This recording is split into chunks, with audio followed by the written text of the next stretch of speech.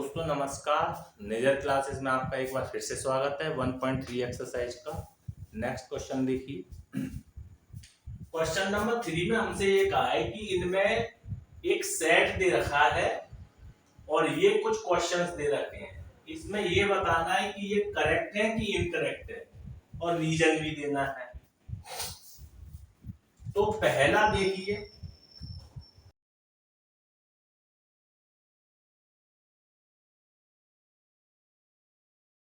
ये इनकरेक्ट रहेगा।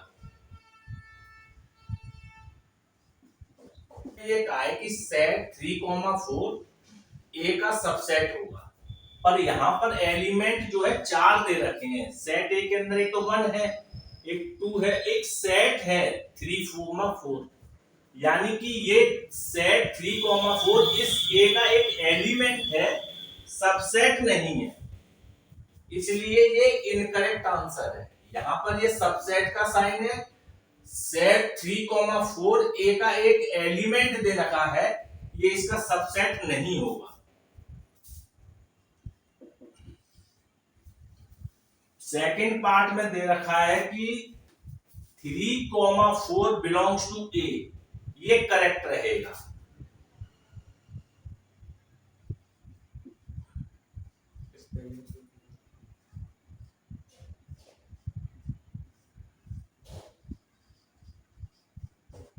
करेक्ट क्यों रहेगा? क्यों?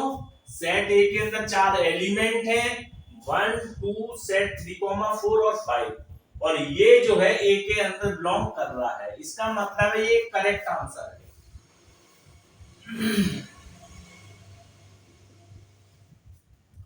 अब तीसरे पार्ट में कहा है कि ये जो है ए का सबसेट होगा। ये एक तरीके से सिंगलटन सेट है। सेट 3,4 ए का एक एलिमेंट है, फिर इसका एक सेट बना दिया है, और सेट के अंदर सिर्फ एक ही एलिमेंट है, और सेट के अंदर एक ही एलिमेंट होता है तो उसको सिंगलटन सेट कहते हैं।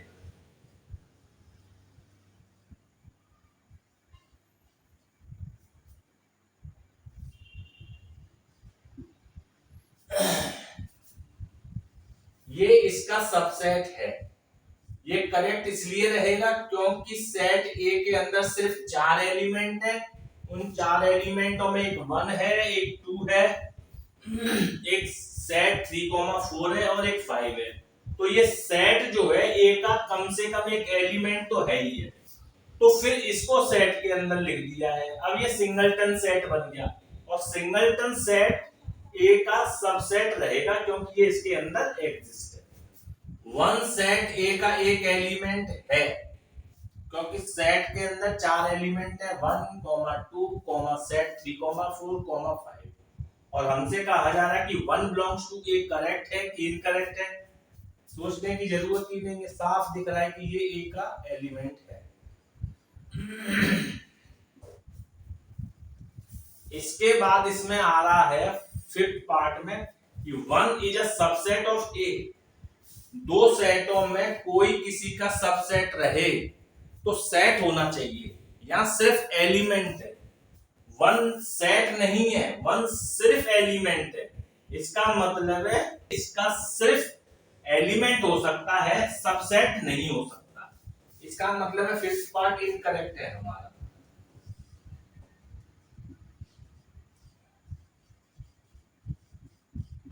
इनकरेक्ट। सिक्स पार्ट में हमसे कहा है कि set 1, 2, 4 is a subset of ए।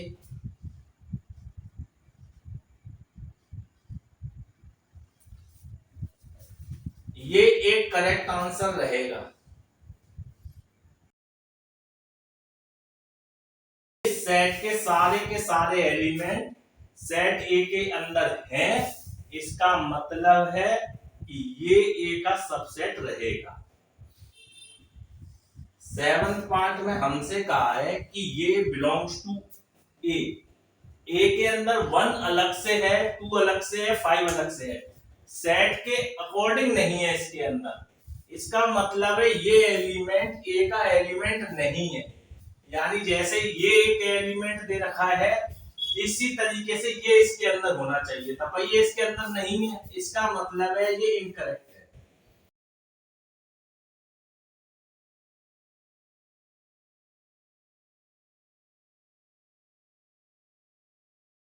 आप बिल्कुल ऐसे समझिए कि इसके अंदर सिर्फ 4 एलिमेंट है, 1, 2, सेट 3, 4 और 5।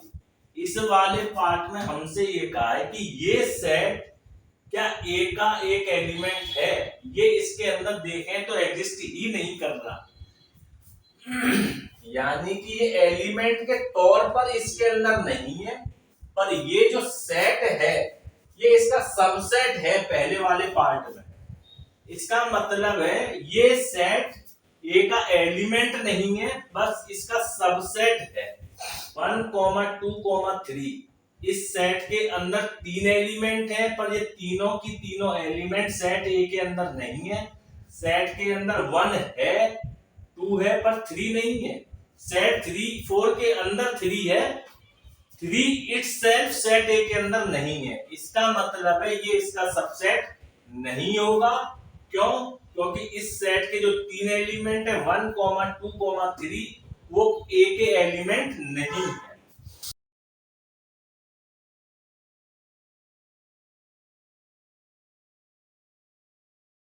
ये इनकरेक्ट रहेगा। 9th पार्ट में कहा है कि 5 बिलोंगिंग्स टू ए, नहीं 5 है ही नहीं बिलोंगिंग्स टू ए। इसका मतलब ये भी इनकरेक्ट है।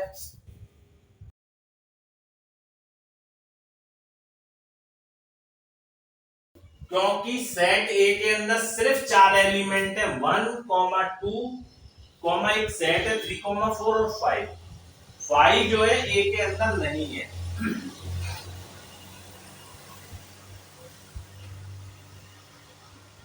ये पुरानी डेफिनेशन से हम जानते ही हैं कि 5 जो है प्रत्येक सेट का सबसेट होता है।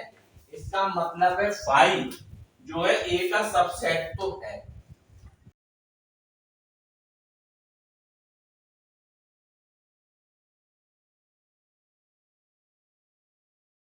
ये अब एक सेट हो गया है, और सेट जो है सबसेट नहीं होगा। 5 के लिए अलग से इस्तेमाल करते हैं, ये सिंगलटन सेट हो गया है। और सिंगलटन सेट का मतलब है ये इसका सबसेट नहीं होगा। इसका मतलब है ये भी इनकरेक्ट है। कितने मिनट हो गए? थर्ड क्वेश्चन के बाद अब आप देखिए फोर्थ और फिफ्थ क्वेश्चन।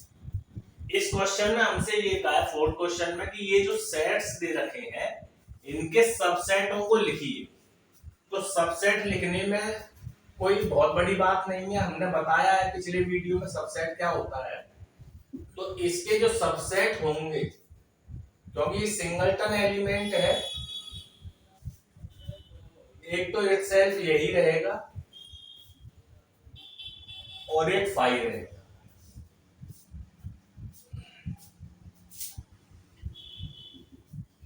दूसरे क्वेश्चन में 2 एलिमेंट हैं। हमने ये बताया था कि अगर किसी सेट में नंबर ऑफ एलिमेंट n है तो 2 की पावर n उसके सबसेट होते हैं। इस सेट के अंदर 2 एलिमेंट है, तो इसका मतलब है इसमें कितने सबसेट बनेंगे? 2 की पावर 2।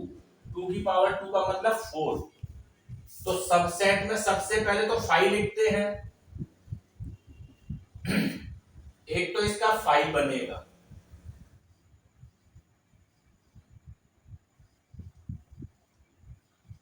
और एक बनेगा इटसेल्फ ये।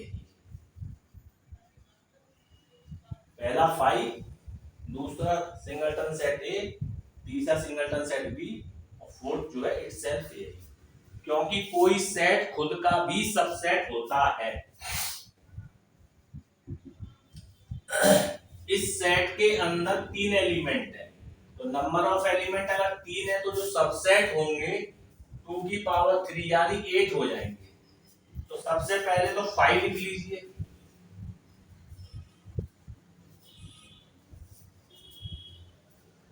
5 के बाद 1, 2, 3, फिर 2 2 के पेयर 1 2, आगे पीछे हो जाए कोई फर्क नहीं पड़ता इनमें, पर कोई एलिमेंट रिपीट नहीं होना चाहिए। और एक इटसेल्फ यही रहेगा। फोर्थ पार्ट में तो सिर्फ फाइव दे रखा है, इसका सबसेट खुद यही रहेगा।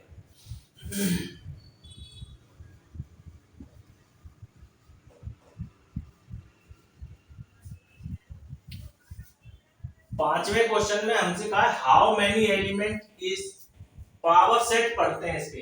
ए कोई सेट है, पी ऑफ ए का मतलब है पावर सेट। वैसे power set CBSE 11th class के सिलेबस से हटा दिया गया है, पर क्वेश्चन अगर मान लो बाई चांस आ जाए तो पावर सेट का मतलब होता है उस सेट के सभी सबसेटों का सेट, सभी सबसेटों का सेट। ये जो है एक फाई दे रखा है, और फाई जो है एक नल सेट होता है, और ये सेट खुद का भी सबसेट होता है।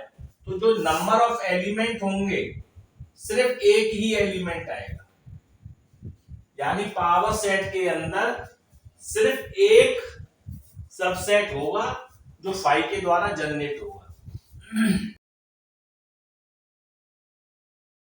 तो नेचर क्लासेस में आज इतना ही। नेचर क्लासेस के अगले वीडियो में आपसे फिर मुलाकात होगी। तब तक के लिए धन्यवाद।